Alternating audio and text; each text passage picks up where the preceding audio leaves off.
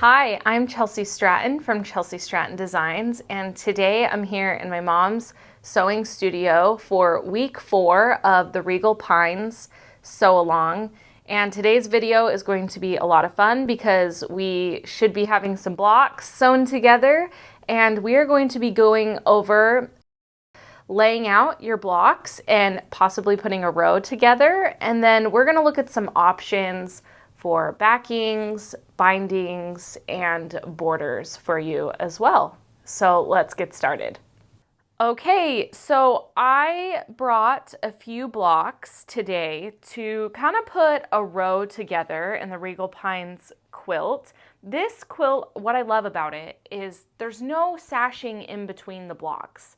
So you just get to sew your blocks together now. And as much as I love sashing to create space in a quilt, sometimes when I get near the end of a quilt, I'm kind of happy that I don't have to use sashing. So the chain blocks really give that separation and make it look like there's space in your quilt. So I'm going to be doing my bottom row, and this is my PDF that I have hung up in my sewing room, and we're going to be doing this bottom row here. So for the bottom row, because they're alternating, I need 3 star chain blocks and 2 tree blocks. So what you're going to do is, and I kind of had this lined out how I wanted to. I wanted this red star at the end, and then I wanted my gray tree. And if we can't see this all, that's fine, but I'm just going to show you. So you're just alternating your tree blocks and your chain blocks. Now, I like to keep, technically I would lay out the entire quilt of blocks beforehand, but just for this video, I already know kind of where I'm placing the blocks. So I'm just doing, normally I don't do it this way, guys, but I wanted to show you putting a row together, and I'm positive I want these tree colors right here. So for this bottom row, this is how I alternated them. So star, tree, star, tree, star. And I wanted to show you one more thing. So this is this row alternating, but this is how the next row above it. So I want you to see how the chain connects here and kind of creates that space. And I'll even put this tree block here to show you that it gives you a lot of space between these blocks and that you don't need sashing in this quilt, I think, for it to have a really good flow. So just to show you kind of how the row above it would also be. So now I'm going to go to my mom's sewing machine and I'm going to sew that first original bottom row together for you, and I'll be right back to show you that completed row. Okay, so I just got back from my mom's sewing machine and we have a completed row, you guys.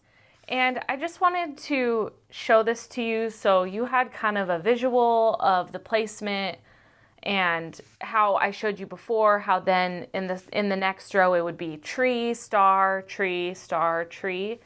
And so you're going to have 5 more rows to make in this quilt.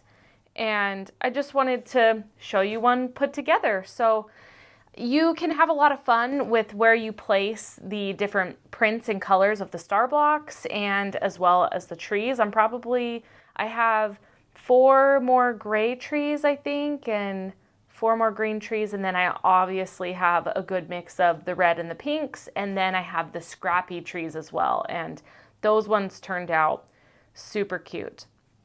So now that we have gone over what a row looks like, I did want to dive into some options for borders and binding and backing. So I'm going to move this row really quickly, and I picked a few prints from the collection that I think would be great for a few of the different things. So I'm going to start with bindings actually, because what I'm most confident in is this stripe on the bias. And because it's on the bias, it looks adorable for a binding and just kind of like it's wrapping around the quilt, which is fun. So you use a lot of this red and green, obviously, in the chains, and this darker charcoal stripe, I think, really ties in all of the colors in the collection.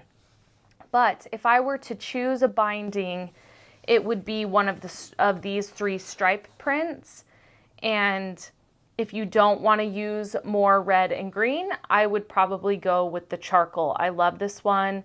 It has the charcoal background with the reds, the pinks, the ivories, and the greens. And so it really does tie in the entire collection and all of the colors that you're using in this quilt. So these are great binding options I would probably choose. So I'm going to set these to the side.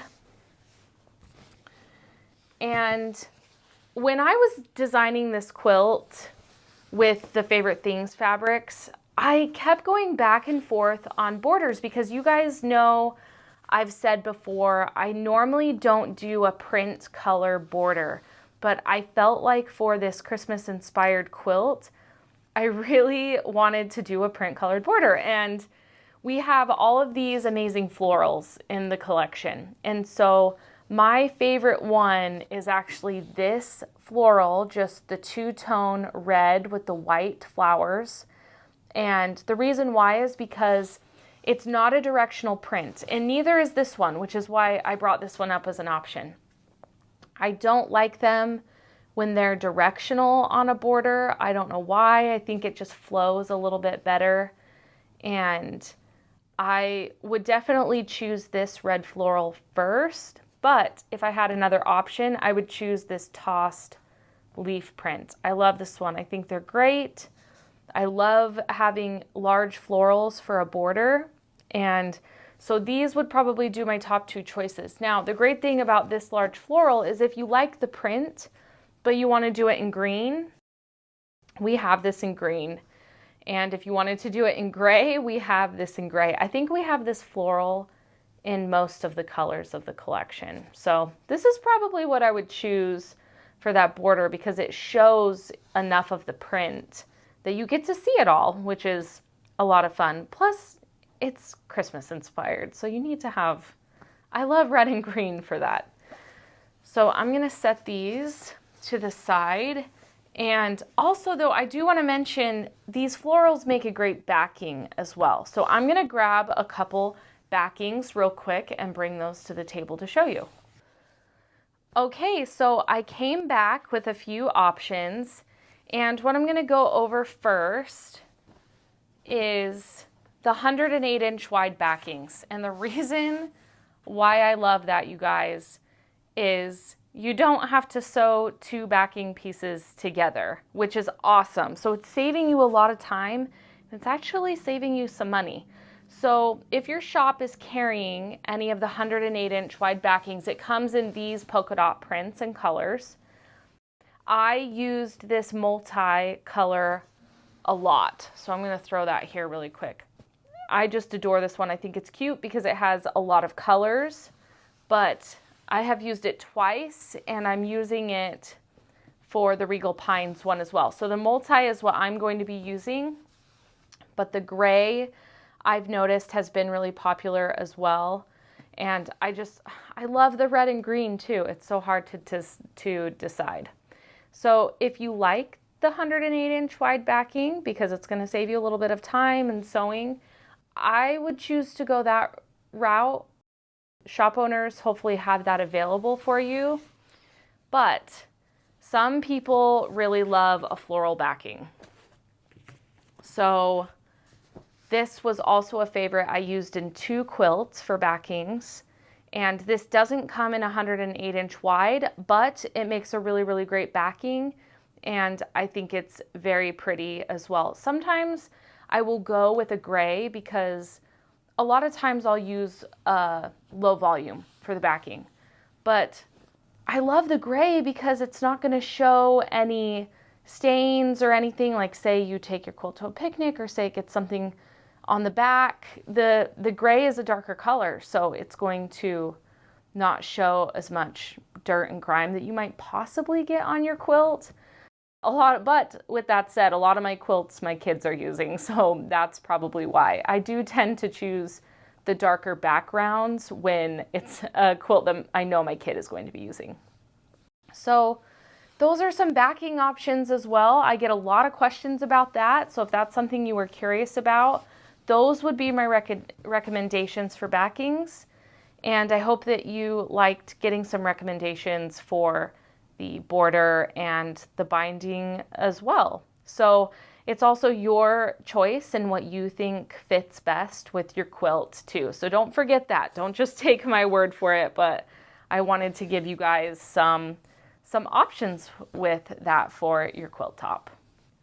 Okay, so I hope that you enjoyed this video where we got to put a row together in our Regal Pines quilt and went over some of the binding and border and backing choices. And if you are new here, we have all of the videos posted on YouTube. And if you're just joining in, we have the pattern linked and the free PDF download with the checklist on it. So that will all still be there. So our next video is going to be sometime in September because I am wanting to show the quilted quilt, and I'll need some time to get that back from my quilter. So I'm very excited to see what she will come up with for that. So be sure to watch for that video on a Saturday in September. That gives us some time to finish our quilts and get them off to quilters as well. And I'll be able to show in detail some of the quilting and the final border and backing and binding options that I ended up going with. So if you enjoyed this video, hit the like button. And if you're new here, please subscribe. We have so many amazing videos and we'd love to have you here in this community. And I just appreciate everyone sewing along, and just keep quilting those blocks up if you're still working on them. And thanks so much for stopping by.